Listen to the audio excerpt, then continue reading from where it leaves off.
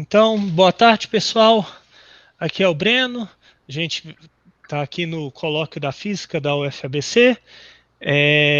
Hoje, quem vai nos dar a honra da apresentação é o professor Reinaldo Luiz Cavasso Filho, da Universidade daqui da UFABC mesmo, né? Falando um pouco da formação dele. Ele é bacharel pela UFPR, fez seu mestrado e doutorado na Unicamp, um estágio na Universidade Full Laser Physics de Hamburgo, e tem um pós-doutorado. Instituto for Laser Physics. Fez pós-doutorado na Unicamp e no NLSL, né, no Singleton, e também no Helmholtz-Zentrum em Berlim, né? Muito obrigado por ter aceito o convite, Reinaldo. E aí a palavra é sua. Obrigado, Breno. Boa tarde a todos. Boa noite para quem está mais distante. Primeiro, eu gostaria de agradecer o convite para esse colóquio, né? A primeira vez que eu faço um colóquio de uma forma online, e de fato é a primeira vez que eu falo sobre esse tema, né? Que o pessoal do ensino costuma falar. O que eu trabalhava até então, que as palestras que eu já dei até então, é o que o pessoal do ensino chama de física dura, né? Não que essa seja mole, né? Mas a pesquisa em física tradicional, o pessoal do ensino costuma chamar de física dura, né? E eu vou apresentar para vocês aqui um pouquinho do trabalho que eu tenho feito, não na área de física, mas sim na área de ensino de física, né? Alguns resultados que a gente obteve, né? E o título que eu dei para essa palestra é Mudando a Percepção dos Estudantes quanto à Física, Desenvolvimento de Experimentos Didáticos de Baixo Custo. A maior parte dos estudantes, física está relacionada com resoluções de equações muito estranhas relacionadas a problemas esquisitos, que tem pouco ou nada a ver com a realidade. Né? Na UFABC, especificamente, o pessoal que não é da UFABC, além de a gente ter uma estrutura quadrimestral e não semestral, nós precisamos dar física 1, 2, 3, 4 para toda a universidade. E nós damos uns nomes um pouco diferentes, né? São disciplinas de fenômenos mecânicos, fenômenos térmicos, fenômenos eletromagnéticos, e tem outra disciplina que é a física quântica. Mesmo que você queira fazer biologia, você é obrigado a fazer bacharelado em ciência e tecnologia primeiro, então você vai ter que fazer essas disciplinas. Né? Mas nas disciplinas de fenômenos mecânicos, a gente sabe que os alunos ainda têm uma relação do que eles aprendem com a realidade, porque eles podem ver o que acontece. Os fenômenos mecânicos você observa, então não é algo tão estranho para os estudantes. A coisa começa a ficar um pouco mais complicada para a compreensão dos estudantes em fenômenos térmicos, mas mesmo assim ainda tem uma conexão com a realidade. Já fenômenos eletromagnéticos é uma dificuldade grande, e o índice de reprovação que nós temos na universidade é gigantesco no que seria física 3 nas outras universidades. Porque para a maior parte dos alunos, você conversando com eles, você percebe que a disciplina é uma completa viagem por campos e equações. A maior parte das vezes, o aluno médio não sabe o que está calculando. Né? E quando você vai para a física quântica, a coisa piora. Né? Para boa parte dos alunos, física quântica é uma viagem completa. Né? Você não tem conexão alguma com a realidade. Né?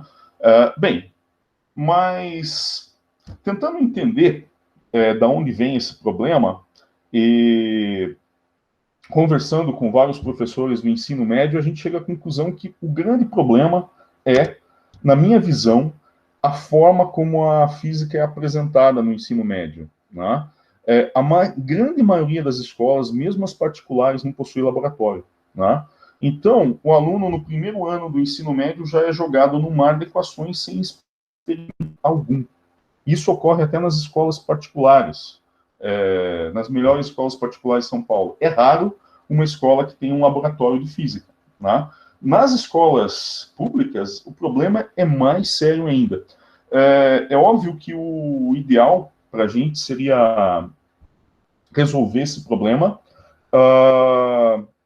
de cima para baixo, tendo um financiamento do governo, tendo investimento pesado, né, tendo investimento pesado em ensino básico, mas a gente sabe que isso é uma utopia. Né? Então, a gente precisa resolver isso de alguma outra forma. E a forma que a gente pensou por que não apresentar aos estudantes experimentos já no ensino médio, né? Mas o problema é o valor desses experimentos. Né? Então, já há alguns anos, eu, no mestrado profissionalizante, no mestrado profissional em física na UFABC, eu estou com a proposta de desenvolver experimentos de baixo custo. Quão baixo custo é esse? Baixo custo de tal forma que qualquer professor do ensino médio possa se financiar os experimentos para a sua turma. Né? Ou seja, a gente está pensando em experimentos que não custem mais do que uma pizza. Né? Bom, no decorrer dos últimos anos, a gente desenvolveu alguns experimentos, né? Muitos deles experimentos demonstrativos, que eu coloquei aqui no meu canal do YouTube, né? E tratam de diversos assuntos. A maior parte deles envolvendo eletromagnetismo. Né? Eu escolhi eletromagnetismo porque, de fato, é onde está a principal dificuldade dos alunos na universidade. Eletromagnetismo básico é uma espécie de divisor de águas. Né? Fora esses experimentos demonstrativos que eu coloquei no YouTube, eu não vou falar deles aqui, né? Quem tiver interesse pode acessar o canal. Né? São experimentos relativamente simples que requerem um nível de compreensão do ensino médio. Né? E eu vou falar nesse colóquio a respeito de alguns experimentos que a gente desenvolveu de baixo custo, que podem mostrar efeitos muito interessantes de ótica e também de física moderna. Né? O primeiro deles é o efeito fotoelétrico. Né? Vou falar um pouco, dentro do efeito fotoelétrico, vou falar um pouquinho de difração da luz. Né? E a gente vai falar nesse colóquio também do limite da velocidade da luz, no limite relativístico da velocidade da luz. Aí é um experimento não real, mas um experimento imaginário, como os alemães chamam de um novo experimento. E, na parte final do colóquio, a gente vai fazer até um experimento, eu vou tentar fazer aqui ao vivo para vocês, para mostrar a simplicidade. Um experimento tratando reflexão interna total. Né? Que a importância da reflexão interna total é que boa parte, ou se não, a total maioria das comunicações de longa distância de internet no mundo são feitas através de fibras óticas, e fibra ótica usa reflexão interna total. Bom, nessa apresentação, então, a gente vai focar nesses três efeitos: o efeito fotoelétrico, o limite da velocidade da luz e a reflexão interna total, que são resultados que eu obtive junto com estudantes nos últimos 3, 4 anos. Tá? Mas antes de falar nesses efeitos, vamos lembrar agora um pouco de quais eram os desafios da física teórica no final do século XIX e início do século XX. Existiam basicamente 4 fenômenos que não eram explicados pela assim chamada física clássica, né? Inclusive incluindo nisso o eletromagnetismo, que era o espectro de emissão do corpo negro, né? Quando você tentava usar eletromagnetismo e termodinâmica para explicar o espectro de emissão do corpo negro, você chegava na catástrofe do ultravioleta. Tá? E nos famosos tubos de raios catódicos, o pessoal começou a observar o que se chamou de efeito fotoelétrico. Né? E esse efeito também não era explicado pela física do final do século XIX. Bom, na mecânica, né, uma coisa que não se conseguia explicar com a lei de gravitação de Newton era o avanço do periélio do planeta Mercúrio. Né? Esse também era uma observação experimental que não era explicada na época. E outra, né, mais conhecida, foi a invariância da velocidade da luz no vácuo. Né? Você fazendo um experimento de velocidade da luz agora e fazendo ele 6 meses depois, né? Ou seja, com a Terra com uma velocidade aproximadamente oposta, né, ao que está no momento, você não tinha variação nenhuma da velocidade da luz. Aí entrou-se naquela discussão onde a luz se propaga, o éter se move para a Terra, não se move, o éter não existe, como é que funciona isso? Né? Agora, no momento, está se ressurgindo a ideia do éter para tentar explicar a matéria escura, mas essa é outra história. Nós não estamos no século XXI aqui, a gente está no século XX. Né? Como é que esses problemas foram resolvidos? Esses 2 primeiros problemas que eu coloquei que foram resolvidos com o advento da mecânica quântica. Né? E esses últimos 2 aqui com a relatividade restrita e com a relatividade geral. Né? Essas 2 teorias explicavam os efeitos que a física clássica não conseguia explicar. Tá? Bom, mas a questão aqui todo estudante que também é professor de ensino médio me procura, ele sempre quer, invariavelmente, incluir conteúdo de física moderna no ensino médio. Né? E aí eu falo para ele a primeira coisa, olha, física me desculpem os teóricos, mas física é uma ciência experimental. Né? E, na minha opinião, é imprescindível o contato do estudante com o experimento. Né? E se a gente for elencar os experimentos de física moderna, eu coloquei moderna entre aspas porque a gente tem que inventar outro nome, porque moderna ela não é mais. Né? Ela já tem mais de 100 anos. Se você for pensar em radiação de corpo negro, né? Qual é o problema na radiação de corpo negro? Né? Você pode até fazer um experimento simples em que você aquece um corpo, né? E ele emite radiação, como carvão em brasa, por exemplo, e pegar um espectroscópio e você vê o espectro de emissão daquele corpo. Só que a matemática para você analisar isso no ensino médio é muito complexa. Né? Você tem que tratar com uma estatística que vai além do que é ensinado no ensino médio. Por outro lado, um outro experimento que a gente pode pensar é linha de emissão de hidrogênio. Já nesse caso, a matemática é acessível através do modelo de Bohr. Né? O modelo de Bohr consegue explicar, por mais simples que ele seja, ele consegue explicar as principais linhas de emissão do hidrogênio. Né? E você tem também o efeito fotoelétrico. Nesse caso do efeito fotoelétrico, a matemática é extremamente simples, mas qual é o problema? O experimento é dispendioso. Né? Alguns anos atrás, eu tive um aluno que insistiu em fazer o efeito fotoelétrico. Né? Por mais que eu falasse para ele, olha, isso é complicado para o ensino médio, ele insistiu e insistiu. E nós conseguimos fazer. Eu vou explicar para vocês como. Né? Esse aluno que eu tive, ele fazia parte do Mestrado Nacional Profissional em Ensino de Física. Para quem não é do UFABC, ou para quem é do UFABC e não conhece, esse é um programa de mestrado, ele é estrito sensu, e ele é voltado para professores do ensino médio. Né? Alguns professores da física da UFABC estão credenciados nesse mestrado nacional profissional, e outros não. Né? Quem deu o pontapé inicial na UFABC para esse programa foi o Kenichi, né? Que foi o coordenador por muito tempo, tá, do programa. Bem, mas voltando. Como tornar esse experimento de efeito fotoelétrico factível em escolas de nível médio? Né? Vamos recordar agora o efeito fotoelétrico original, como ele funciona.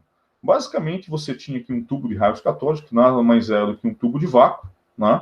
Aqui você tinha uma placa de metal e aqui um coletor. O que acontecia quando você incidia a radiação ultravioleta nessa placa? Né? O que acontecia é que os elétrons saltavam das placas e caminhavam em direção ao detetor. Como ocorriam muitos eventos desse por segundo, você tinha uma corrente elétrica que era devido a esse efeito. Né? E a física de então não conseguiu explicar o efeito. Quais eram os problemas? Havia uma frequência mínima da luz para ocorrer a ejeção dos elétrons, mesmo com altas intensidades. Se você pegasse, por exemplo, luz no visível, no vermelho, e colocasse luz extremamente intensa em cima dessa placa, não importa o quanto você esperasse, né? você nunca ia ter nenhum elétron saltando daqui. E o que a física da época dizia? Bom, se você pensar em ondas eletromagnéticas, você tem aqui um oscilador, o elétron está aqui dentro da placa, é um oscilador. À medida que você vai absorvendo energia, essa oscilação vai aumentando até um ponto que você sai do posto de potencial e o elétron é ejetado, né? Então não fazia sentido para o eletromagnetismo você ter uma frequência mínima para isso ocorrer. Para qualquer frequência, se você tiver intensidade suficiente, você deveria haver ejeção de elétrons. Outro problema era o seguinte: se você pensar classicamente, quanto maior a intensidade da onda eletromagnética, maior seria a energia cinética desses elétrons ejetados. Só que o que se observava na prática é que essa energia era independente da intensidade da luz. Tá? Esse era outro problema. E o terceiro problema que a gente pode elencar é o seguinte: se você vier com uma... Imagina que você está aqui com uma fonte de luz ultravioleta, certo? Muito fraca, muito fraca. Né? O que você esperaria classicamente? O elétron ia começar a absorver, e depois, num determinado tempo, depois de absorver energia suficiente, é que ele escaparia da placa. Né? Acontece que, experimentalmente, não se observava intervalo de tempo algum entre a absorção da luz e ejeção do elétron. Obviamente, a resolução temporal que eles tinham na época era coisas da ordem de pouco melhor do que microsegundo, algo da ordem de nanosegundo. Mas, mesmo assim, não se observava intervalo de tempo nenhum. Tá? Bem, como explicar esse efeito? Né? Alguns anos antes de Einstein explicar o efeito fotoelétrico, o Planck, né, que é esse sujeito magrinho aqui, elegante, da foto, foi o seguinte: ele fez uma hipótese de que a energia era absorvida e emitida pelas paredes de uma caixa, só recordando a explicação de Planck da emissão de corpo negro. Vamos aproveitar essa caixa aqui. Imagine que aqui é um corpo negro, é um corpo fechado, que eu tenho um pequeno orifício. Né? Se essas paredes estão a uma determinada temperatura, os elétrons, né, estão se movendo e estão oscilando. Né? E as oscilações permitidas são aquelas tais que casam com os modos da cavidade. Né?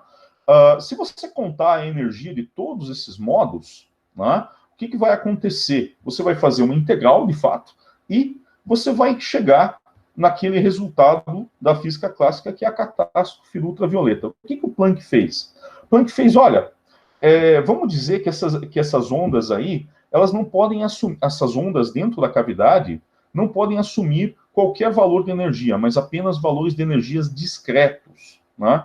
Quando o Planck fez isso, ele conseguiu encontrar exatamente o mesmo perfil de radiação de corpo negro observado na prática. Né? Isso foi uma grande coisa na época. Mas o Planck achava que essa quantização, que foi chamada depois quantização, né, da energia, estava relacionada apenas com os elétrons dentro da cavidade. Não tinha absolutamente nada a ver com as ondas de luz. Né? Foi Einstein que falou o seguinte: olha, eu posso interpretar o modelo do Planck de outra forma. Né? Se a gente assumir que a radiação é absorvida e emitida em pacotes discretos com energia Hν, né, uma constante vezes a frequência da onda, né, a gente explica o espectro de corpo negro, e isso aqui também vai gerar uma explicação para a gente do efeito fotoelétrico. Como? Né? Se a gente assumir esse modelo de Einstein, o que acontece? Se eu pegar um único fóton atingindo a placa, né, esse único fóton sendo responsável pela emissão de um único elétron, então, por conservação de energia, a energia do fóton vai ser a energia cinética do elétron, né, mais uma função trabalho, que depende do material. Essa função trabalho, basicamente, é a barreira de potencial do material que o elétron tem que atravessar para ser emitido. Né? Bom, como isso aí funciona? Né? Isso resolve as questões que a física clássica não explicava? Se a gente voltar a essa expressão aqui, né, A frequência mínima da luz para ocorrer a ejeção de elétrons, olha só, quando o HNI for menor do que esse W0 aqui, né, imagine um elétron que é emitido sem energia cinética. Para começar a haver efeito fotoelétrico, você tem que ter pelo menos HNI igual a W0, que é a função do trabalho. Então, HNI tem que ser maior que um dado valor, ou seja, você tem que ter uma frequência da luz maior que um determinado valor para ocorrer efeito fotoelétrico. Se a frequência for menor, o que vai acontecer? Não vai haver absorção do fóton. Simplesmente não vai haver absorção do fóton, porque o fóton não tem energia suficiente para fazer aquele elétron saltar do material. Né? Outra coisa que essa hipótese de Einstein explica é que a energia cinética dos elétrons, esse meio de mv ao quadrado aqui, ela independe da intensidade da luz. Veja que quanto maior for a intensidade da luz, mais fótons eu vou ter aqui. Então, mais elétrons vão saltar do material. Só que a energia cinética desses elétrons vai ser aproximadamente a mesma, se a gente esquecer aí a agitação térmica. Outra coisa que a hipótese de Einstein explica é a ausência de um intervalo entre a absorção da luz e a ejeção do elétron. Né? Você não precisa ficar absorvendo uma onda há muito tempo. Chega um fóton. No momento que o fóton for absorvido, né, você tem a ejeção do elétron instantaneamente. Né? Então, muitos acham que Einstein foi agraciado com o prêmio Nobel pela teoria da relatividade, seja ela a relatividade especial ou restrita, como alguns chamam, e a relatividade geral, mas, de fato, Einstein recebeu o prêmio Nobel por essa explicação que um aluno do ensino médio consegue entender. Né? Bom, ele costumava dizer, faça as coisas do jeito mais simples possível, porém não as mais simples. Vamos lá. Mas, tudo bem, um aluno de ensino médio consegue compreender esse modelo, que é bastante simplista. Mas como a gente vai fazer um experimento de efeito fotoelétrico com um aluno de ensino médio? O que você precisa para fazer o experimento? Você precisa de um tubo de vácuo com 2 eletrodos. Esse vácuo nem precisa ser muito bom. Né? Você precisa de um picoamperímetro para medir correntes muito pequenas e uma fonte de tensão regulável. Né? Essa instrumentação, obviamente, é trivial para qualquer laboratório de pesquisa atual. Tá? Então, qualquer laboratório que você vai, você pode encontrar esses instrumentos com muita facilidade. Né? Só que, para uma escola, né, mesmo os colégios particulares mais abastados de São Paulo, isso é um custo proibitivo.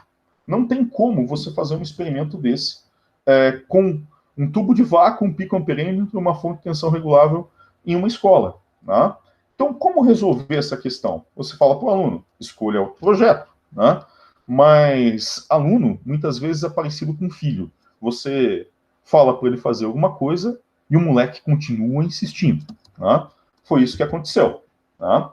Então, eu falei para o moleque, de fato, o Alexandre tem, basicamente, acho que é a mesma idade que eu, mas estou chamando de moleque. Né?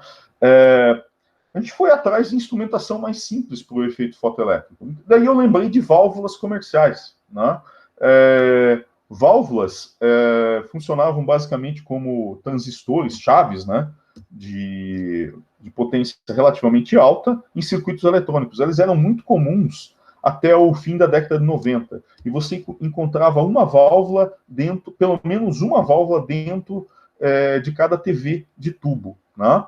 Bom, então eu falei para o Alexandre, vai na Santa Efigênia, em São Paulo, e compra, né, quantas válvulas comerciais você comprar. A gente vai fazer o efeito fotoelétrico usando uma válvula. A válvula tem 3 eletrodos, mas a gente vai usar só 2. Né? Normalmente 3 eletrodos. A gente vai usar só 2 eletrodos da válvula e a gente vai conseguir fazer o nosso efeito fotoelétrico. Bom, ele percorreu vários lugares, várias lojas de eletrônica, e na maior parte delas, a gente foi surpreendido com respostas do tipo, válvula? O que é isso? A maior parte das lojas eletrônicas sequer sabiam o que era uma válvula. Né? E onde ele encontrou algumas válvulas, basicamente em lugares que tinham estoque muito antigo, Só que o sujeito estava vendendo aquilo por valor de museu. Né? Cada válvula que você comprava antigamente por poucas dezenas de reais estava custando quase R$ 1.000. Isso em vários lugares, onde ele achou as válvulas.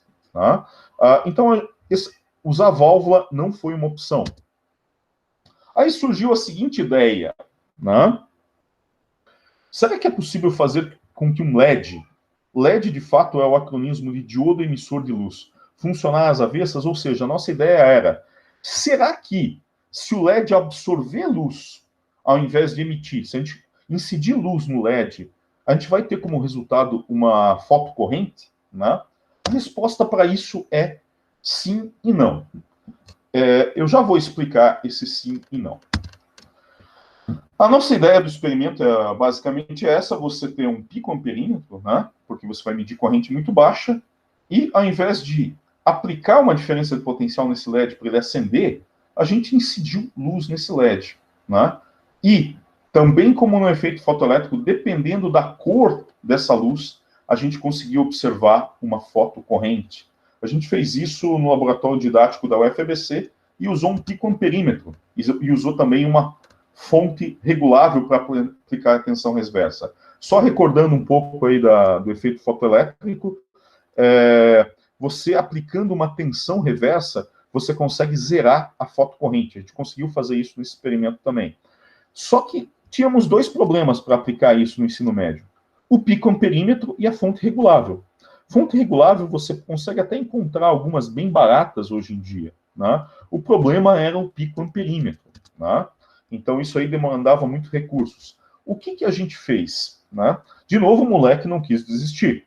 Né? Bom, e fez a gente pensar. Para substituir o picoamperímetro, o que a gente fez?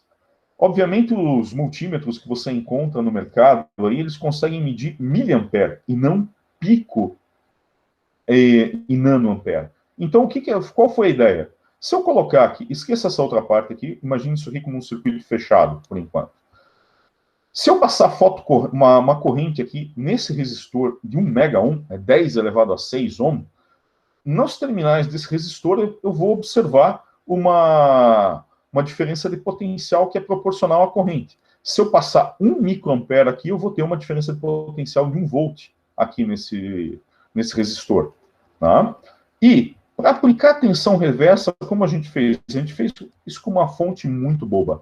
A gente pegou uma bateria de 9 volts, para não ter ruído, né? Pegou uma bateria de 9 volts e colocou aqui, para não atrapalhar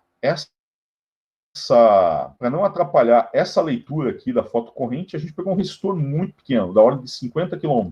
Então você tinha uma corrente circulando aqui, e basicamente aqui nesses dois pontos, aqui e aqui, a gente tinha a aplicação de uma diferença de potencial. Né? E, surpreendentemente, deu certo. Né? Essa aqui é uma outra representação da substituição do picoamperímetro e da fonte regulada. Né? Essa é a cara que ficou, o que a gente chamou de módulo absorvedor, onde eu tenho aqui a bateria de 9 volts, e aqui o resistor de 1 megaohm, né? E nesses dois terminais a gente pluga um multímetro e mede indiretamente a fotocorrente gerada. E aqui, com essa fonte regulável aqui temos um potenciômetro multivolta, a gente consegue ajustar com grande precisão a tensão reversa. Né? Bom, esse é o módulo observador. Eu apresentei isso aqui uma vez, um tempo atrás, eu apresentei num grupo de ótica, né? E o pessoal da ótica estava acostumado a eu trabalhar com lasers, com intensidade e frequência controlada, né? A Shamaila e o Rodolfo, que está nos ouvindo, já trabalharam comigo em lasers para física atômica, em que a gente precisava de um alto controle de intensidade e frequência. Bom, atualmente, essa é a minha fonte de luz com intensidade e frequência controlada. É basicamente um LED plugado numa bateria e num resistor variável.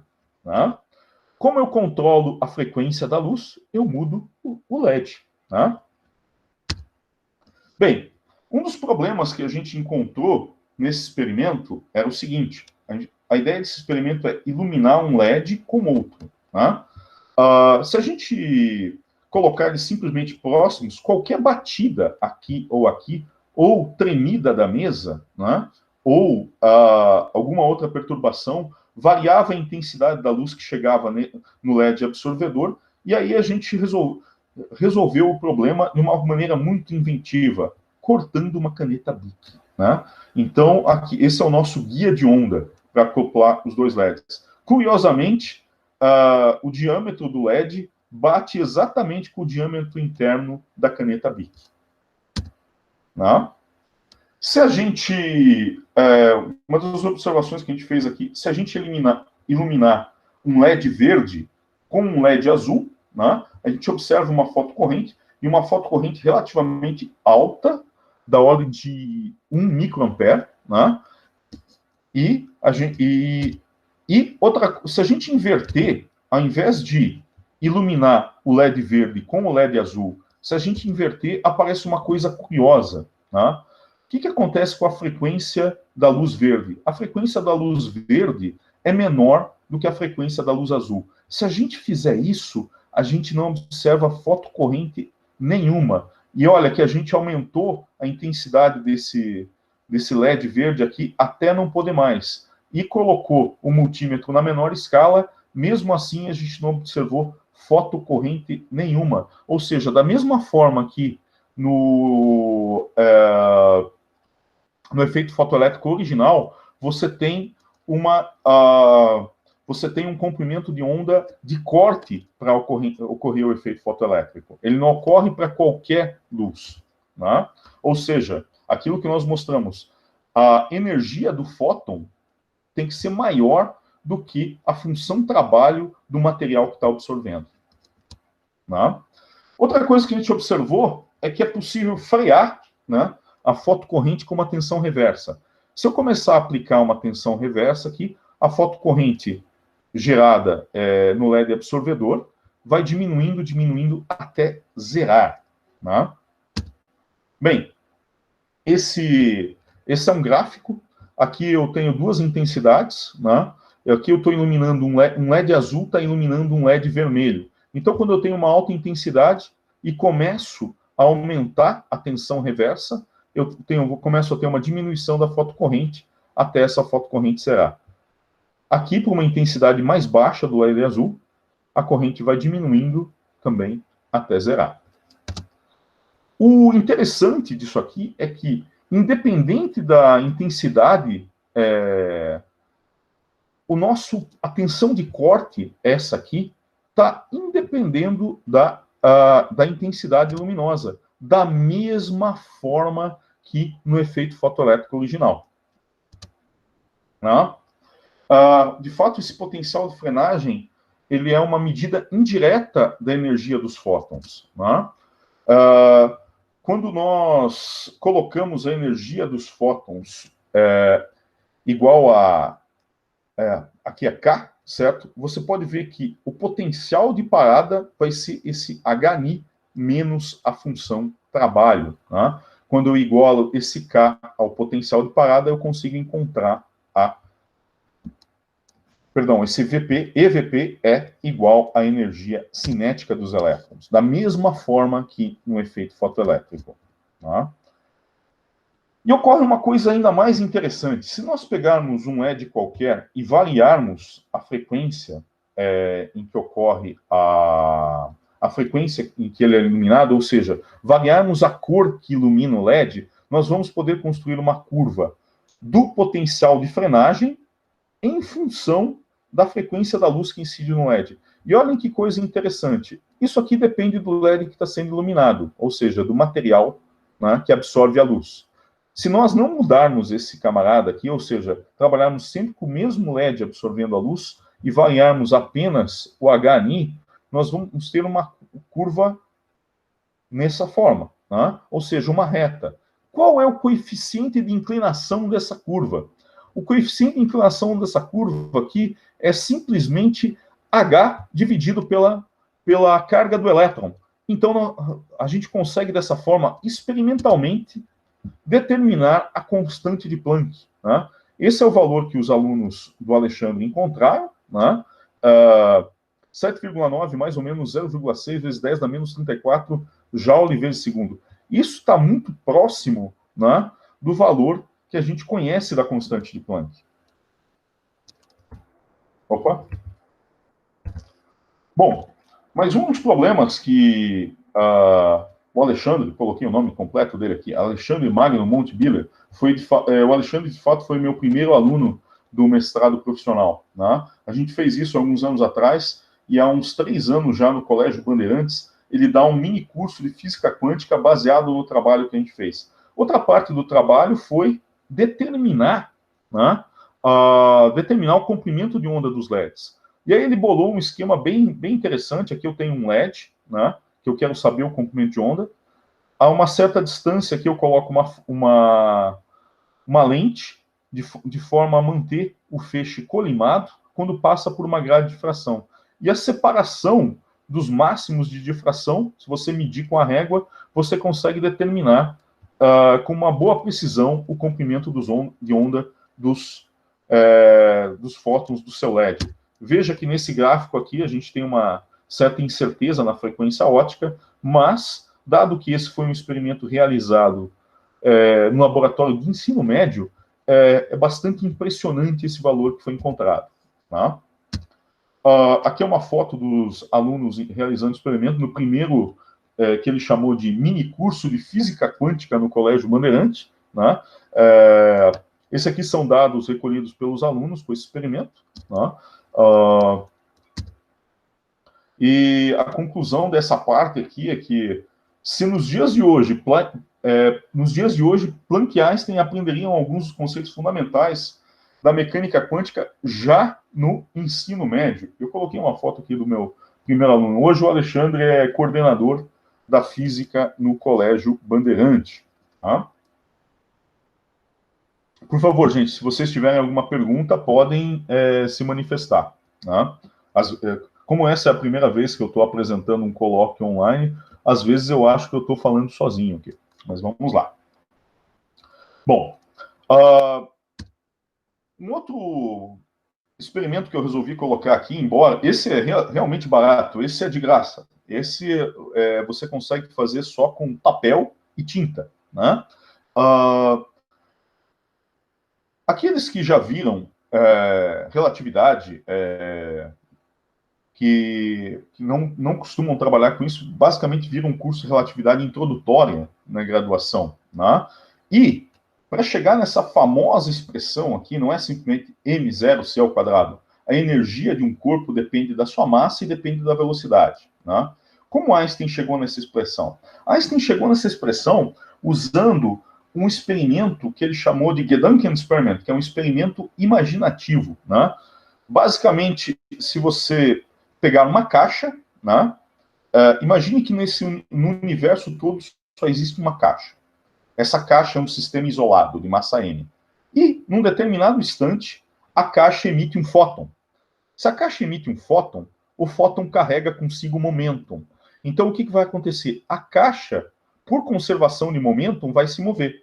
Né? E se você fizer umas continhas bobas e simples, parecidas com aquela do efeito fotoelétrico, você chega nessa conclusão aqui, que a energia de um corpo, né, é a sua energia de repouso dividido por esse fator aqui, raiz quadrada de 1 menos v ao quadrado sobre c ao quadrado. Quando a gente olha para isso, esse c aqui é a velocidade da luz. Né? E o resultado desse experimento aqui, da caixa de Einstein, né, esse Gedanken Experiment da caixa de Einstein, é que, à medida que a velocidade vai aumentando, né, a energia total da partícula, você pode interpretar isso aqui como sendo a somatória da energia de repouso com energia cinética. Né? A energia de repouso mais energia cinética vai aumentando e vai aumentando sem limite. Veja o que acontece quando V fica próximo de C. Esse fator aqui fica muito pequenininho. Opa, perdão. Esse fator fica muito pequeno. Isso faz com que a energia, quando V tende a C, vá para infinito. Qual é a interpretação de Einstein disso aqui? Ele falou, olha, isso aqui é real, né? A energia de um corpo, aumenta à medida que a velocidade aumenta e ela vai a infinito quando V tende a C. Como você precisaria de uma energia infinita para fazer com que um corpo chegue à velocidade igual a C, esse é um limite para corpos materiais. É isso que a gente aprende, né, num curso introdutório, né, de relatividade especial. Tá? Eu sempre olhei para isso aqui e acreditei nisso, mas eu sempre fiquei um pouco incomodado com essa coisa aqui. Né? Até que, alguns anos atrás, né, a gente imaginou um experimento imaginativo alternativo. De fato, esse experimento imaginado, ele foi primeiramente concebido quando eu estava preparando uma prova de fenômenos eletromagnéticos, né? Que é a nossa disciplina semelhante à Física 3 na UFABC. Imagine aqui, dizia a questão da prova que eu elaborei. Imagine aqui que nós temos um próton com carga mais Z, viajando a velocidade V. E, a uma distância D, um elétron, né, viajando paralelo a ele com uma velocidade V. Quais forças atuam sobre o elétron? Obviamente, eu tenho aqui a força de atração coulombiana, que eu posso escrever dessa forma. É uma constante, 1 sobre 4πε0. Opa! A carga elevado ao quadrado, né, dividido pela distância ao quadrado. Isso apontando nessa direção, uma força atrativa. Mas veja, se a gente começar a pensar um pouco mais aqui, tá? Aqui eu tenho, olhe para o próton. Você tem um próton em movimento. O que faz uma carga em movimento? Quando você tem uma carga em movimento, você tem um campo magnético. Né? Aqui, na posição do elétron, se a gente usar a regra na mão direita, a gente vai ver que tem um campo magnético entrando, né, no slide. Tem um campo magnético entrando no slide aqui. Né? Então, vai haver uma força magnética aqui.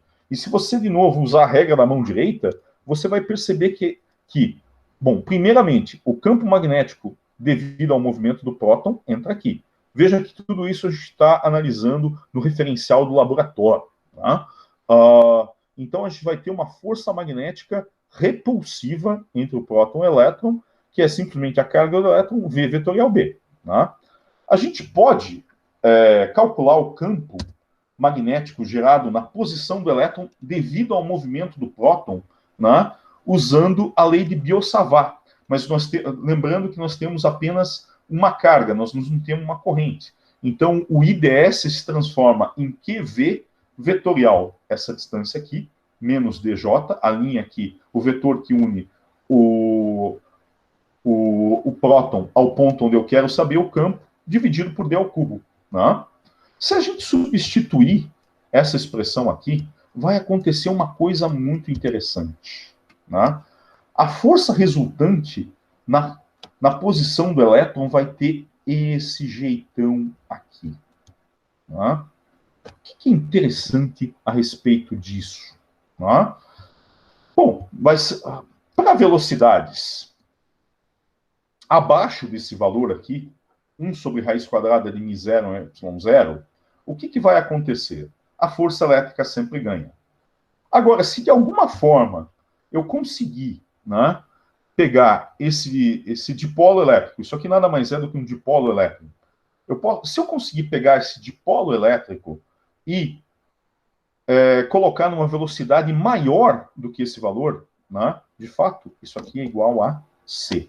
Tá? C é igual a raiz quadrada de 1 sobre μ0 y0. Se de alguma forma conseguir fazer com que esse dipolo ganhe uma velocidade superior a C, o que vai acontecer? A força magnética de repulsão vai superar a força elétrica. Né? E o que vai acontecer com o corpo, né, se tiver uma velocidade acima da luz? Qual é a interpretação? Bom, todos os corpos são formados de prótons e elétrons, né? Ou núcleos positivos com eletrosferas. O que vai acontecer se eu tiver uma velocidade acima da luz, tá? Num corpo? Imagine um átomo de hidrogênio, isso aqui é um próton e um hidrogênio. Você vai ter que o hidrogênio vai ionizar. Mas vai acontecer uma coisa mais maluca ainda, né? Não só carga positiva vai repelir carga negativa, como cargas de mesmo sinal vão se atrair, né? E cargas de sinal contrário vão se repelir. Então, elétron vai atrair elétron e próton vai atrair próton. Né? Então, imagine que se você conseguir, de alguma forma, superar a velocidade da luz, o que vai acontecer com o corpo é que ele vai se transformar num emaranhado de carga positiva e num outro emaranhado de carga negativa, e esses dois emaranhados se repelem. Ou seja, deve haver alguma coisa na natureza que impeça os corpos materiais de terem uma velocidade superior à da luz. Tá? Veja que nessa demonstração aqui a gente só usou eletromagnetismo básico. Eu sequer cheguei em equação de onda para dizer que C é raiz quadrada de 1 sobre zero epsilon zero. Isso aqui foi só eletromagnetismo básico. E no ensino médio, como a gente tem produto vetorial no ensino médio, e tem também lei de Ampère, a gente introduzindo a lei de Biot-Savart nesse formato, a gente consegue mostrar em poucas linhas que a velocidade da luz é um limite para corpos materiais. Tá? Então, deve haver alguma coisa no universo que impeça que um corpo material composto de prótons e elétrons ultrapasse a velocidade da luz. Eu coloquei esse símbolo aqui, que é parecido com o símbolo de velocidade nos Estados Unidos. Speed limit é a velocidade da luz. Tá? Bem, esse trabalho foi desenvolvido junto com o Rodolfo, né, que está assistindo esse colóquio. Né? O Rodolfo fez graduação com a gente, fez um pouco de iniciação científica comigo, um pouco com o Luciano. Né?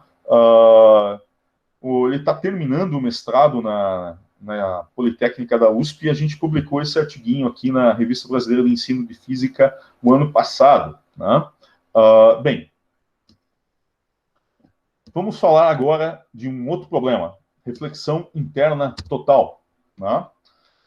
Bom, quando você pensa em experimentos de ótica,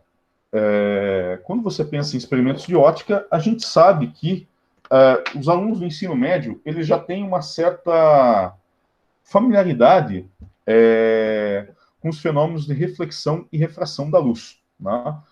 Inclusive, no colóquio da semana passada, né, a gente teve informação que a comunicação mundial a longa distância ela só é possível através de fibras óticas. Né? Esse aqui é um mapa, ao fundo você tem um mapa do cabeamento subterrâneo que existe no mundo de fibras óticas. Então, a internet a longa distância só é possível devido a esse cabeamento. E, por outro lado, a transmissão de luz em fibra ótica só é possível devido ao fenômeno de reflexão interna total. Tá? E com um novo estudante, o Leandro, a gente explorou esse fenômeno de reflexão interna total com os alunos de ensino médio. Tá? Mas antes de você apresentar a reflexão interna total, você precisa apresentar a lei de Snell no ensino médio. Como é que é normalmente apresentado?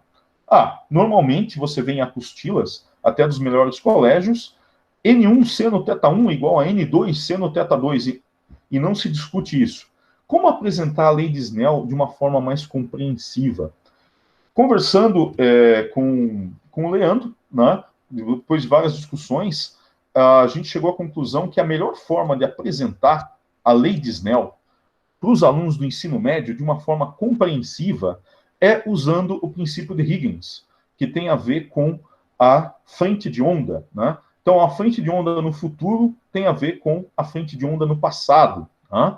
E se a gente usar nesse meio, aqui é um meio com índice de refração N1, aqui é um meio com índice de refração N2, e usando argumentos puramente geométricos, a gente consegue chegar na lei de Snell. Né? Bom, a foto desse quadro aqui não é minha, a foto é do Leandro. Né? O Leandro é professor na Escola Estadual Homero Fernando Milano deixa eu ver se eu sei falar essa palavra, Itaquaquecetuba. Né?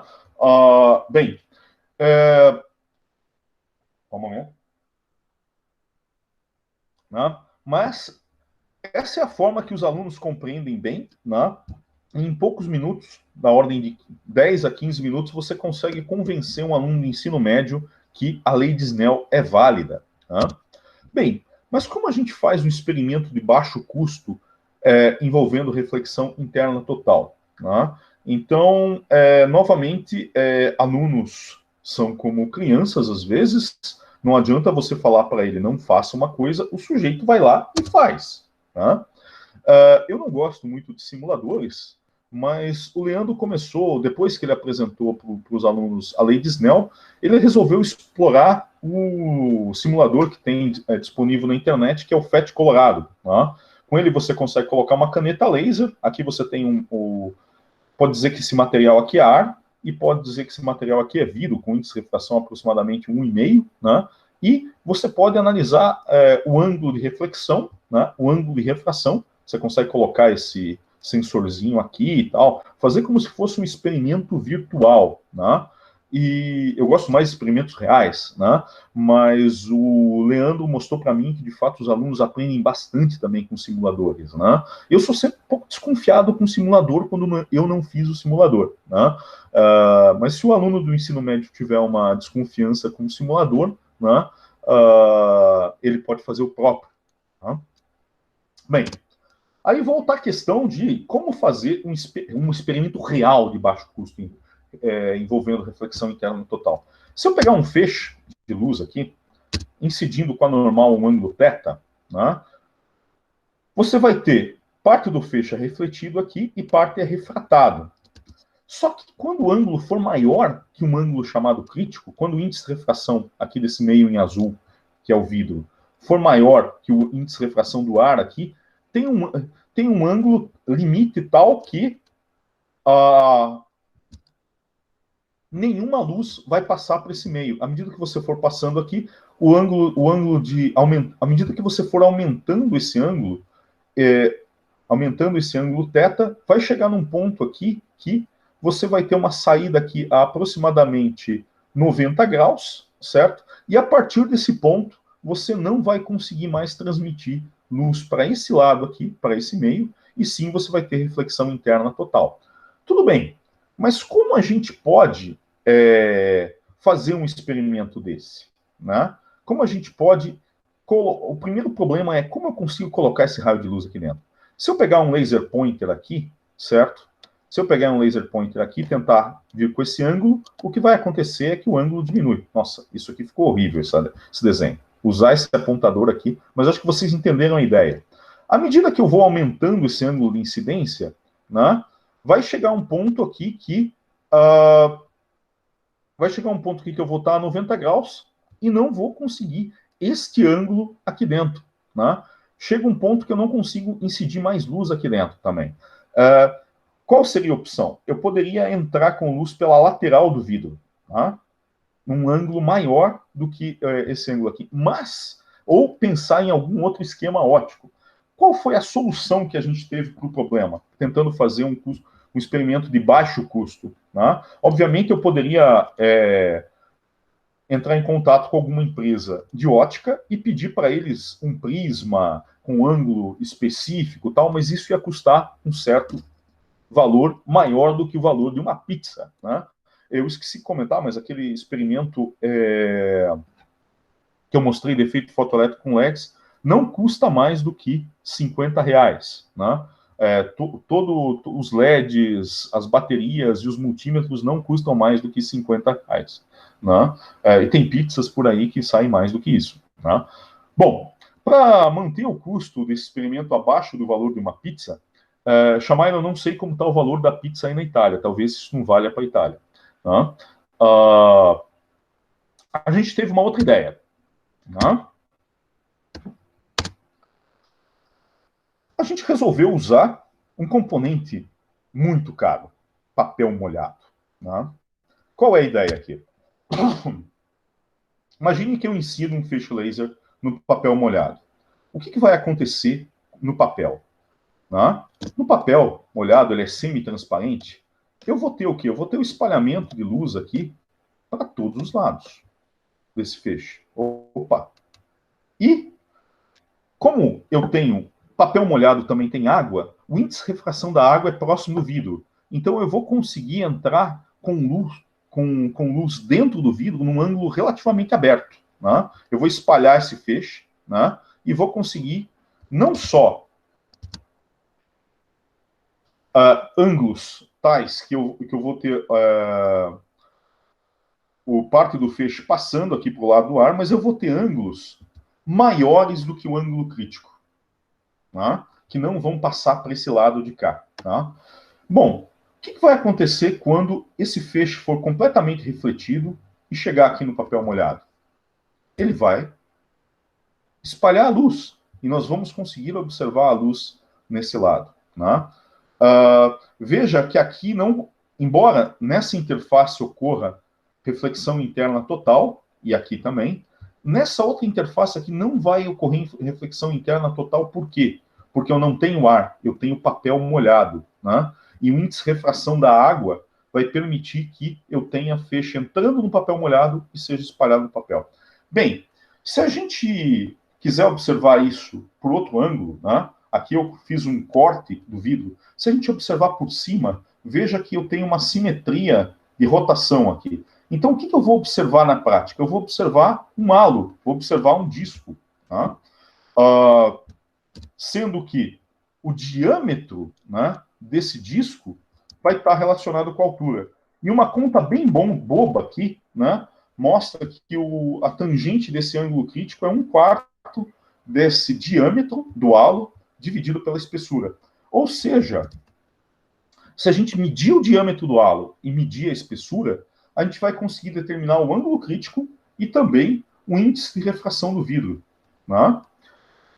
Por outro lado, a gente pode usar esse experimento sabendo o índice de refração do vidro. Uma outra forma de você olhar esse experimento é o seguinte: sabendo o índice de refração do vidro, a gente consegue determinar a espessura. Imagine que você tem um vidro que você quer saber a espessura e você não consegue desmontar esse vidro, ele está montado. Por exemplo, imagine que eu quero saber o diâmetro de um vidro que está numa câmara experimental, né, que eu não posso desmontar. Né, e perdi todas as informações a respeito daquela janela de observação. Eu coloco um papel molhado em cima da janela, vou com um laser, né, faço esse experimento, determino o valor do halo, eu sei aproximadamente o índice de refração do vidro, então eu consigo determinar indiretamente a espessura desse vidro, sem precisar quebrar minha câmera experimental. Essa é uma aplicação que eu vejo. Bom, gente, agora eu vou ligar novamente a câmera, que eu vou fazer esse experimento, vou tentar fazer esse experimento para vocês. Ok? Eu vou pegar um papel, esse é um laser, essa é uma caneta laser, você vê que ela ultrapassa o vidro, minha mão está aqui embaixo do vidro, ela ultrapassa o vidro. Tá? O que a gente vai fazer? Eu vou pegar um papel e vou molhar ele. Vou pegar um papel molhado e molhar um pouquinho mais o papel. Vou tentar não jogar água dentro do computador. Vamos lá.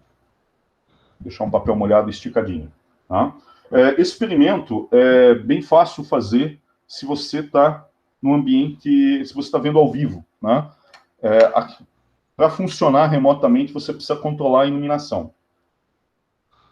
Tá? Opa. Deixa eu controlar a iluminação para vocês verem o halo que aparece.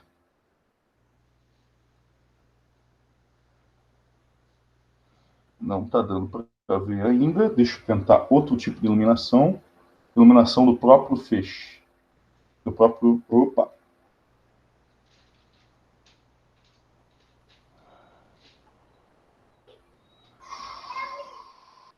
Tá dando para ver o halo, pessoal? Tá fraquinho, mas dá para ver sim. Tá fraquinho, vou tentar melhorar um pouquinho. Espera aí.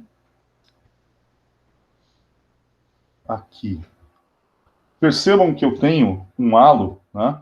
Fora a parte central do laser, eu tenho um halo, né? Com um certo diâmetro, né? E esse diâmetro está relacionado com a espessura do vidro. Agora está dando para ver mais ou menos. Quando eu testei, ficou um pouco melhor. Mas vocês estão conseguindo ver este halo aqui, ó?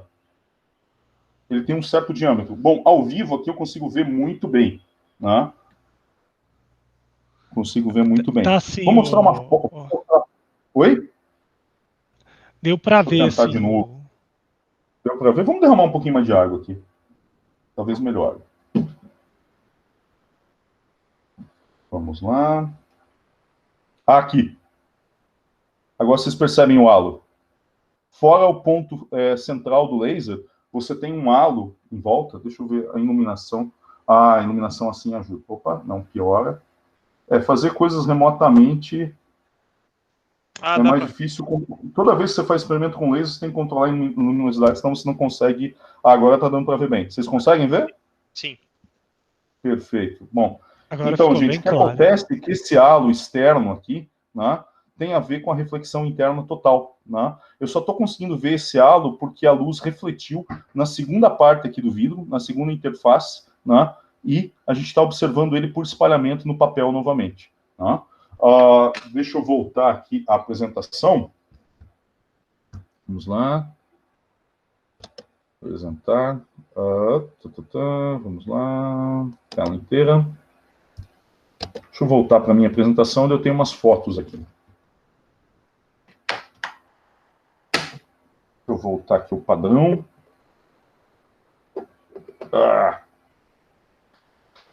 Vamos lá. E vamos voltar à apresentação aqui. Opa! Onde a gente estava? Estava aqui. Acho que a apresentação está ligada neste aqui. Ou não. Enfim. Vamos lá. Aqui. Shift F5. Mas isso aqui que eu mostrei para vocês. Tá? Esse aqui é o material utilizado pelo Leandro com os alunos dele. Uma régua, um papel. Você pode usar um papel milimetrado para facilitar. E vidros de diversas espessuras e um copinho de água. Né? E um laser pointer que você compra por menos de R$10 em camelô. Tá? Os vidros de diversas espessuras, bastou ele conversar em uma, não se chama ótica, uma vidraçaria perto da casa dele, e eles deram várias amostras de pedaços de vidro de várias espessuras, e o Leandro conseguiu montar vários kits a custo basicamente zero. Né? O que os alunos dele observaram é o seguinte, né? Como eu falei, é difícil tirar foto com laser. Se o colóquio fosse ao vivo, eu conseguiria mostrar para vocês. Espessura de 8 milímetros, como eu tentei mostrar para vocês aqui ao vivo. Né? E aqui, para um vidro com espessura de 2 milímetros, esse halo é bem menor. Né? Isso aqui chamou bastante atenção dos alunos dele. Ano passado foi a primeira vez que ele aplicou esse experimento, né? Eu imagino que nos próximos anos ele pretenda aplicar também da mesma forma que o Alexandre, todo ano no colégio Bandeirantes, faz o mini curso de física quântica para os alunos interessados. Né? Esse aqui não foi no mini curso que o Leandro apresentou, ele apresentou esse aqui durante as aulas normais para o segundo ano do ensino médio. Bom, pessoal, isso é basicamente o que eu tinha planejado apresentar para vocês. Né? Aqui, o diâmetro, como eu comentei, ele é proporcional à espessura do vidro. Né? Isso é basicamente o que eu tinha planejado apresentar para vocês. A ideia principal é montar, elaborar experimentos de baixo custo para que os alunos do ensino médio cheguem mais interessados em física do que chegam atualmente. Né? Atualmente, eles não entendem muito bem como as coisas funcionam e se desinteressam facilmente e, todo mundo que dá aula na universidade, principalmente em Física 3, que a gente chama de fenômenos eletromagnéticos, conhece o problema. Bem, gente, obrigado aí pela atenção, os que ficaram até o final, e agradeço novamente o convite. Agora, quem tiver pergunta, sinta-se à vontade. Obrigado, Reinaldo. Eu abro para perguntas. Quem quiser pode fazer as perguntas. Ou abrir o microfone. Vocês estão me ouvindo? Cita. Bem? Sinta à vontade, Eduardo. Pode. Renato, você fez esse experimento do laser apontando o laser de cima, em Sim. 90 graus. Muda alguma coisa se você apontar o laser inclinado em algum tipo de angulação? Não, não muda não, Eduardo. O que acontece é que você tem o espalhamento ali, né? O que vai mudar é se você colocar inclinado demais, o ponto do espalhamento vai aumentar, né? Então, de fato, o waste que você tem ali incidindo no papel vai aumentar, mas você vai continuar vendo o halo. Para vidros grossos, de 8 milímetros, você tem um halo de quase 3 centímetros. Então, muda muito pouca coisa. O que manda ali é o espalhamento mesmo.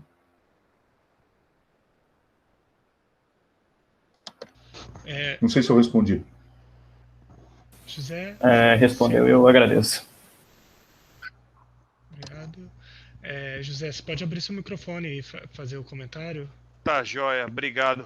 Professor, parabéns pela apresentação e pelos experimentos, como sempre, muito legais. Inclusive, eu lembro que essa ideia, acho que talvez tenha começado na época em que eu fiz fenômenos eletromagnéticos com o senhor, que o senhor fez experimentos do capacitor, etc., né? De fato, Rodolfo, esse aí era uma questão de prova para vocês. Eu não gosto de copiar questão de livro, mas aí quando eu vi a possibilidade disso aí se transformar num trabalho, eu acabei não colocando na prova. Bacana, eu acho que tem muito potencial aí, bastante interessante. Obrigado por compartilhar. Algumas observações aí. Eu não peguei exatamente qual foi a solução que vocês tiveram para o efeito fotoelétrico. Desculpa por isso, eu fiquei um pouquinho ocupado, mas eu consegui acompanhar até certo ponto quais foram os problemas que vocês tiveram com as válvulas e depois uma segunda solução. Uma observação que eu tinha para fazer é a seguinte: muito tempo atrás, nas disciplinas de bases experimentais, a gente tinha aquele trabalho final a ser feito, né? E justamente o nosso problema, nosso trabalhinho nessa época foi fazer uma célula fotoelétrica e avaliar justamente a eficiência da célula fotoelétrica. E era um processo realmente difícil. A gente tinha que avaliar a eficiência dela com uma série de tinturas aí que a gente usava em umas plaquinhas de vidro, e foi muito custoso encontrar essas plaquinhas de vidro aí, porque elas tinham todo um aparato construído, e a gente tinha que fazer um procedimento razoavelmente complicado.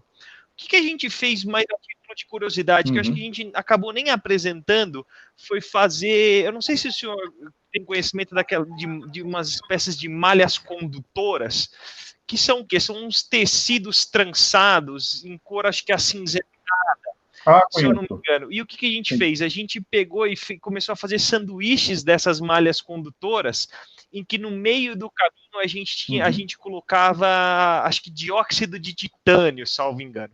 E aí a gente coloria esse dióxido de titânio com alguma coisa. E ao colorir isso, a gente observava o efeito fotoelétrico no multímetro de acordo com a intensidade que a gente colocava da luz incidente.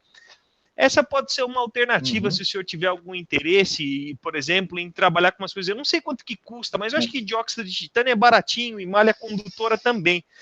Eu fiquei impressionado que na época aquilo funcionou e foi uma coisa que foi interessante da gente fazer. De fato, no primeiro, eu não lembro se primeiro ou segundo simpósio de bases experimentais, quem não é da UFABC, a gente tem uma disciplina que se chama Bases Experimentais, e no final dela, você trata física, química, até experimento de biologia, e a ideia é que os estudantes apresentem no final um trabalho, um pôster sobre um trabalho que eles fizeram que não um experimento da disciplina, né? Eu lembro que foi aí em 2008 ou 2009 que eu conheci o Rodolfo apresentando o trabalho dele. Se eu não me engano, você pegou uma das coisas que vocês fizeram foi pegar um transistor, né, e tirar o encapsulamento do transistor e jogar luz em cima do transistor, daí você viu que funcionava. Foi né? mais ou menos essa ideia mesmo, né? Aí essa que eu tô... Achei muito interessante.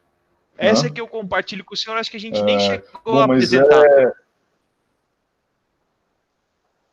Não, essa parte você não apresentou, não. Eu lembro só da parte do transistor. que eu não lembro se... Foi um trabalho muito bacana, eu não lembro se na época vocês ganharam o prêmio de melhor A gente pôster teve e alguma tal, menção, enfim. foi Né? bem legal. Eu sei que você não era meu aluno, mas eu fiquei tão empolgado com o trabalho de vocês, eu acho que dei umas dicas de como apresentar. Foi mesmo, é verdade, foi isso mesmo. Isso é isso de 2008, Foi muito legal isso. Muito bem. Eu acho que é uma coisa que talvez valha a pena também pelo custo, se o senhor ainda tiver interesse em abordar essa questão, né? Aí só a grande sacada que tem era que a gente tinha que raspar um pouco uma das malhas, a malha superior, né? Para poder incidir a luz no dióxido de titânio, que era aquela mistura, né? Aí, o que tem? Eu compartilho muito do senhor quanto a essa questão aí da dificuldade que os alunos têm de fato, absorver esses conceitos físicos, e isso, em parte, de certo modo, acho que associado à forma como é ensinado no ensino médio, né? Por exemplo, hoje eu trabalho no cursinho Etapa, né? E tem muitos estudantes que eles, de fato, eles não conseguem entender absolutamente qual é o problema que eles estão resolvendo. Às vezes não está nem associado à questão, mas um entendimento mais aprofundado do que acontece, o que é uma observação do gráfico, o que é, por exemplo, o fenômeno que está acontecendo, o que ele quer dizer, né? E aí isso acaba, acho que, talvez desanimando a pessoa, ou no fim das contas ele acaba se perdendo aí, porque é tanta confusão que ele acaba, de alguma maneira, desanimando e não fazendo a questão, né? E isso é um problema, acho que típico, né? Do tipo, bom, vamos tentar passar no vestibular aí, é isso, e esqueça de fato a representação do que a física deveria ser, né? E quando eles entendem isso, eu acho que tem um ganho muito positivo, porque as pessoas acabam se empolgando e mudando o ponto de vista que tem, né? Acho que enquanto isso não for feito, a gente nunca vai ter tamanho interesse por parte dos alunos de um modo geral, né? Por isso a importância do trabalho aí.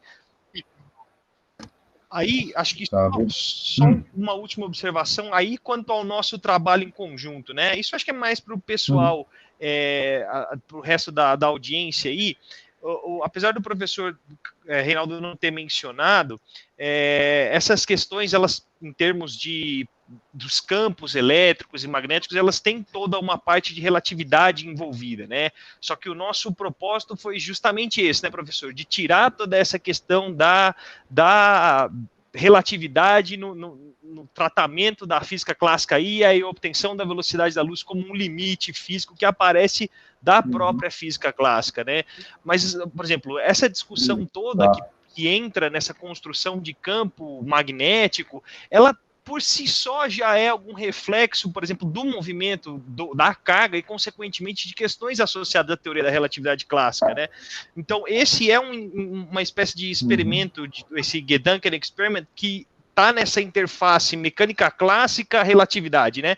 Que, apesar da gente conseguir mascarar, ainda consegue encontrar esse interessante resultado da velocidade como um limite, né? Isso é muito legal também, né? E, novamente, né, abre a possibilidade para explorar efeitos de ordem de relatividade, se for do interesse, né?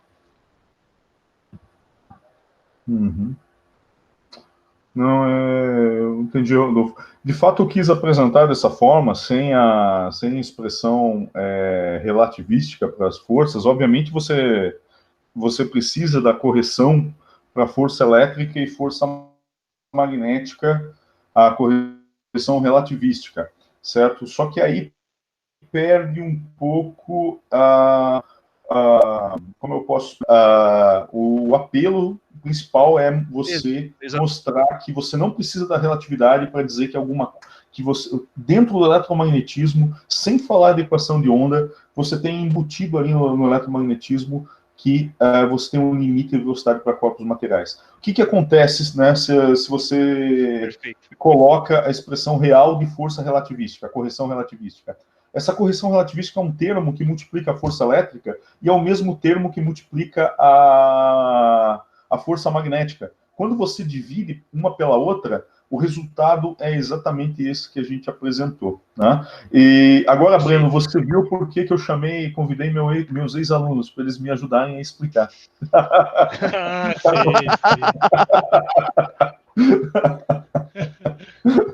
Inclusive, eu acho que o Leandro participou desse experimento que envolve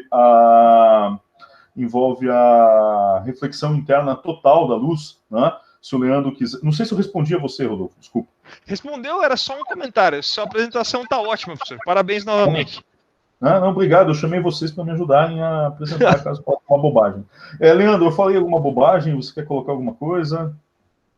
Não, professor, o senhor foi perfeito em todas as colocações, até mesmo na hora de falar o nome da cidade, que é difícil mesmo, né?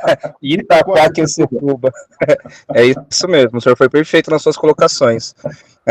O que o senhor colocou realmente, esse trabalho não foi igual do Alexandre, porque o Alexandre ele fez uma oficina, e o meu foi baseado no currículo do estado de São Paulo.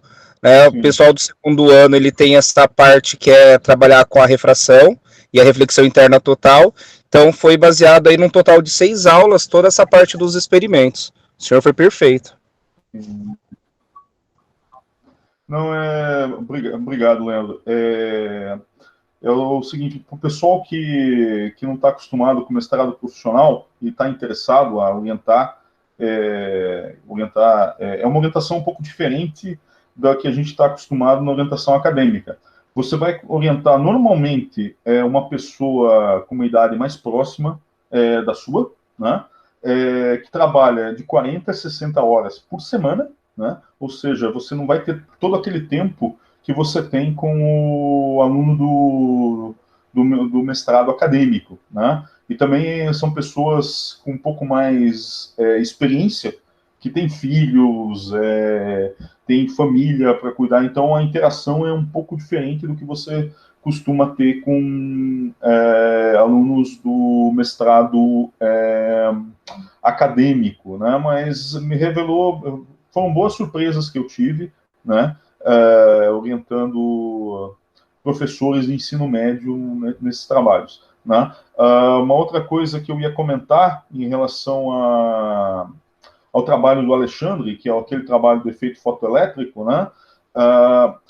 Não só ele está numa escola particular que tem um laboratório, que é raríssimo, raríssimo ter laboratório em escola de ensino médio, mas o Colégio Bandeirantes tem, como parte o Colégio Bandeirante apoiou ele, né, no mestrado e considerou parte do trabalho que ele fez no mestrado, né, as horas que ele estava dedicando ao mestrado como trabalhando para o Colégio Bandeirante. Imagino que, no seu caso, na escola estadual, isso não tenha ocorrido, né?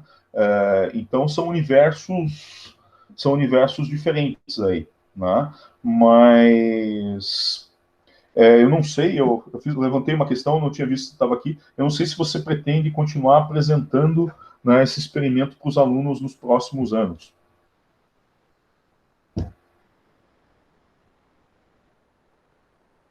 Não sei se o Leandro está aí ainda. Está com o microfone desligado. Ah. Não sei, Leandro.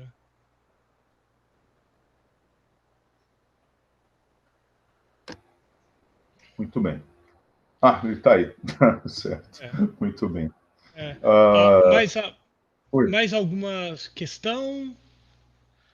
Ele colocou uma mensagem aqui. O neném dele tá chorando aí, por isso que ele não tá... Não, é como eu falei, gente. Os problemas orientando alunos de mestrado profissional, os compromissos são diferentes. Então, você não vai ter um aluno dedicado tempo integral como um aluno do mestrado acadêmico. Tá bom? Sim. Mais alguma pergunta, alguma colocação? Eu achei isso muito interessante. Foi de baixo custo, porque lembro quando eu estava em meu doutorado, o professor sempre fala, Shamaila, você tem que aprender como você fazer um experimento, porque meu laboratório estava um pouco rica, ele explicou, não, você tem que aprender como você fazer trabalho quando você não tem nada. Então, hoje eu pensei muita coisa também, como você fazer... Bom, você agora está fazendo pós-doc num laboratório bem rico em Florença, não, Shamaila? Sim, agora sim. Tem muita produção. Nisso o pessoal do Brasil está bem, né, professor? Não, de fato, gente, uma coisa que eu não contei no colóquio, né, porque eu comecei a me interessar por experimentos de baixo custo, né? Os que me conhecem sabem que eu já me envolvi, já elaborei vários experimentos de resfriamento de átomos com laser, desenvolvimento de lasers, laboratório com envolvimento de experimentos com síncrotron e fotoionização de átomos, moléculas, ou seja, o que o pessoal do ensino chama de física dura. Né? O que aconteceu alguns anos atrás? Eu comecei a ter projetos de financiamento negado um atrás do outro. Né? E aí eu comecei a pensar o que a gente faz sem dinheiro, né? Ou com muito pouco dinheiro. Né? E aí que eu comecei a me voltar para os experimentos de ensino. Enquanto o dinheiro não vem, e é uma área muito bacana, porque você, no final dela, o resultado não é que você vai fazer um experimento que ninguém fez, observar experimentalmente algo que você nunca ninguém viu. Isso aí eu já fiz no passado. Eu tenho alguns artigos de experimentos inéditos, observação de efeitos inéditos. O que você obtém nessa área, né, desenvolvendo experimentos, principalmente para o ensino médio, que os alunos do ensino médio consigam compreender, o que você obtém é tão gratificante, se não mais gratificante, que é você ajudar na formação de pessoas, né? E ajudar na formação de pessoas, melhorando a formação de pessoas e abrindo, né, abrindo a visão, né, delas para o que seria física. E provavelmente os frutos que a gente vai colher vai ser de longo prazo. E, enfim, está sendo bastante gratificante trabalhar nessa área. Eu não sei se mais alguém tem um comentário. Senão, a gente agradece todo mundo que está aí até agora e novamente agradeço você, Reinaldo, por ter participado. Muito obrigado, viu?